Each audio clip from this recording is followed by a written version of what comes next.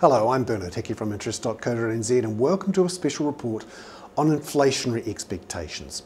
They're important because they drive what's happening with interest rates and what the Reserve Bank is doing with interest rates. It was very interesting to hear Reserve Bank Governor Bollard talk about inflationary expectations in a radio interview recently.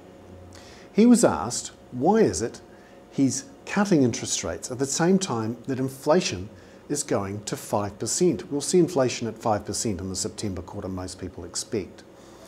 Because the Reserve Bank Governor is supposed to keep inflation between 1 and 3% on average over the medium term, or at least he's supposed to forecast inflation between 1 and 3% on average over the medium term.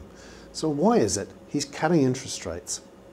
Well, he says he needs to be flexible with short-term shocks to the economy, particularly from the rest of the world. We've seen oil prices rise sharply and food prices. And he says his policy targets agreement means that he can look through these short-term shocks and be flexible with his operation of monetary policy. But how long is a price shock short-term? And how long before the credibility of the Reserve Bank is questioned in its focus on fighting inflation? He thinks it's okay at the moment to be flexible and looking through those short-term inflation shocks because inflationary expectations remain anchored. He says the Reserve Bank's credibility will last only as long as those inflationary expectations stay anchored. So the question is, are inflationary expectations actually anchored? Because Reserve Bank Governor Bollard thinks they are. But are they?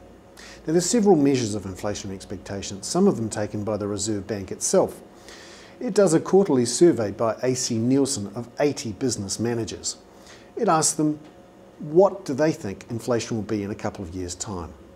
Now, here's a chart which shows us what's happened to these inflationary expectations over the long run. And you can see between about 1992 and 2000, inflationary expectations were pretty solid, around 2%. But they've started to drift higher since then. And by the June quarter of 2008, they were at 2.9%, so right at the top of that 1 to 3% target band. And then there's a Reserve Bank survey of what the general public think of inflation. Now, generally that's about 1% higher than what the business managers are saying. You could argue it's what the business managers are saying that's important because they're the ones setting prices for both wages and the prices of goods and services. But it's worth knowing what the general public thinks. About 3% is where that was for most of the 1990s, but it's just blipped up and it's up around 4% at the moment.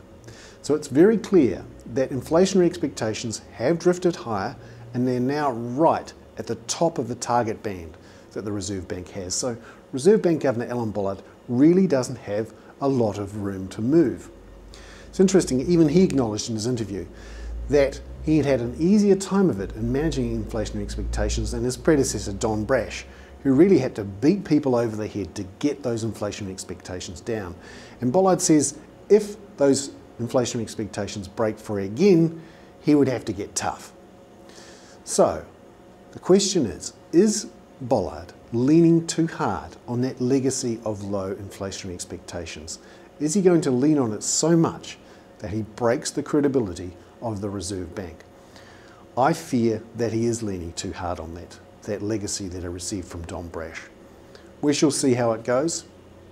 History will be the judge. I'm Bollard for Interest.co.nz. That was a special report on inflationary expectations.